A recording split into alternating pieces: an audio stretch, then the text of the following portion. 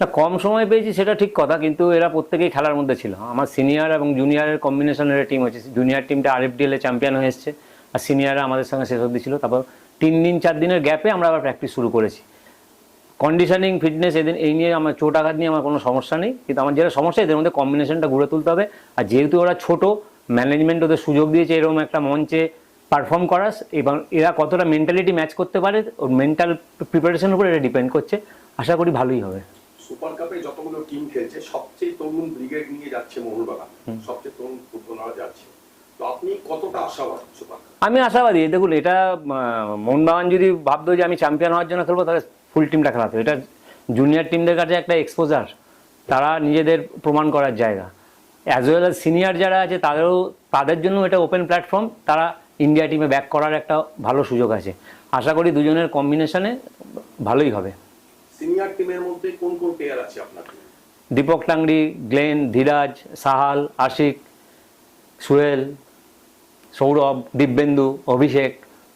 আর development টিমে কতগুলো player? Development টিমে বাকি শিবাজিৎ আছে, টংসিন আছে, অ্যালেন আছে, তারপর তামাং আছে, মুন্ডা বলে একটা ছেলেকে আমরা নিয়েছি।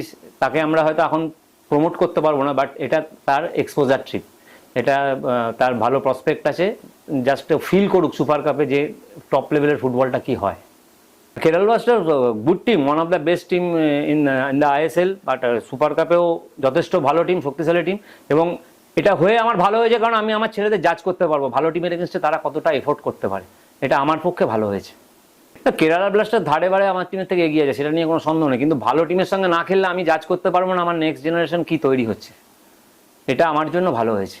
ভালো টিমের সাথে খেলে ভালো জায়গায় দেওয়া, তাহলে আমি বুঝতে পারবো যে তাদের টেম্পারামেন্ট এই লেভেলে, তাদের টেম্পারামেন্ট কতটা তারা জাজ করতে পারছে। অ্যাজ এ টিম ওরা প্রতিটা জায়গায় ভালো, প্রতিটা মুভমেন্ট করেছে। তারপর লাস্টে 2 গোল হয়ে যাওয়ার পর ওরা নিজেদের একটু গুটিয়ে নিয়েছে হয়তো ভুবনেশ্বরে গরমের জন্য। ভেরি গুড সাইড ওটা। ইন্ডিভিজুয়াল কারোর নাম করা, দলগত হিসাবে ওরা যথেষ্ট শক্তিশালী এবং বেশ ভালো, এবং ওরা নতুন কোচের আন্ডারে ভালো প্রিপারেশন নিয়েছে। না, আমাদের almost Kolkata Bhubaneswar the same.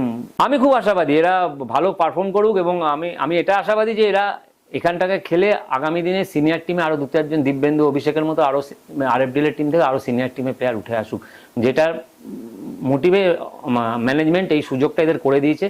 খুব ভাগ্যের ব্যাপার। আমি ম্যাচ বাই ম্যাচ যাবো, প্রথম ম্যাচটা হোক তারপর।